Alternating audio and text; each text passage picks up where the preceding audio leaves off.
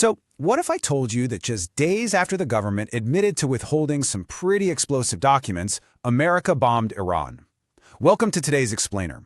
We're diving straight into a massive question that completely gripped the internet.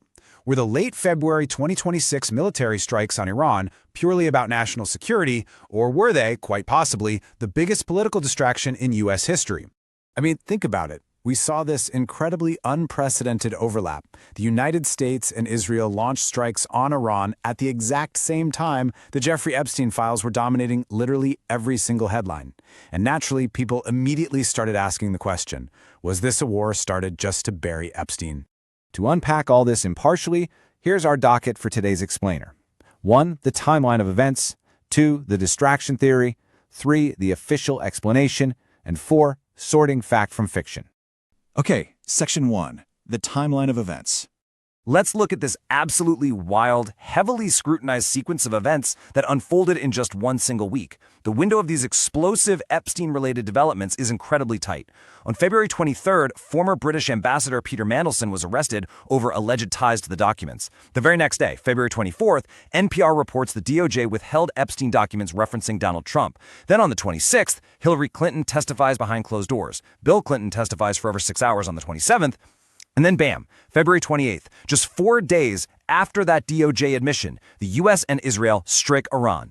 And get this, during the very first days of this military conflict, the Department of Justice temporarily removed around 65,000 pages from the online Epstein database. The official reason? A privacy review. Now, pulling down tens of thousands of pages right as bombs start falling? Yeah, you can imagine that raised some immediate eyebrows. And honestly, if the goal was a distraction, well, it worked. Google search data proves that public attention drastically shifted almost overnight. Searches for the Epstein files completely plummeted across the internet, while searches for the Iran war skyrocketed by over 1,200%. That is a massive redirection of the public's focus. Which brings us to Section 2, the distraction theory. To truly understand the outrage here, we have to look at a core concept in political science known as the diversionary war theory. The idea is simple, but highly effective, right? When a leader faces intense domestic problems, starting a foreign conflict is a classic tactic to shift public attention and draw eyes away from the mess at home. And we saw this skepticism rapidly cross party lines. Take Republican Congressman Thomas Massie, for example. He posted directly on X saying, PSA, bombing a country on the other side of the globe won't make the Epstein files go away. It's a stark indicator that conservative voices were highly suspicious of the timing. But it wasn't just Republicans. Across the aisle, Democratic Congressman Andre Carson also publicly stated that the strike appeared politically motivated rather than driven by immediate security concerns. He flat out declared, this was clearly an attack to distract us from the Epstein files. So you have lawmakers from completely opposite ends of the political spectrum raising the exact same alarm. And political analysts were echoing this too. Shael Ben-Ephraim told Al Jazeera that the strikes were deeply rooted in domestic U.S. and Israeli politics.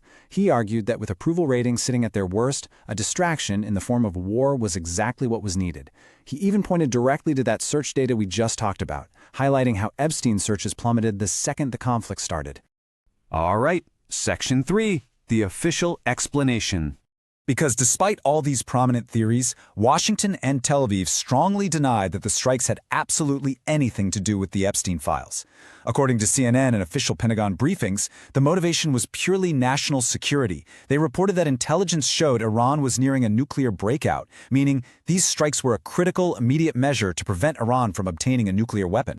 So we're left staring at two very different competing narratives. First, you have the official stance of national security and a nuclear breakout. And second, you have the critics arguing it was all about political timing and distraction. Now, both of these motives are theoretically possible in the incredibly complex world of geopolitics.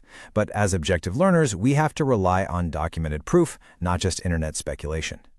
Which sets up our final section, fact versus fiction. Let's sort through the claims. First off, we have to clear the air on a massive rumor. You might have seen this viral claim floating around stating that Iran hacked the Epstein files and found videos of Trump with minors.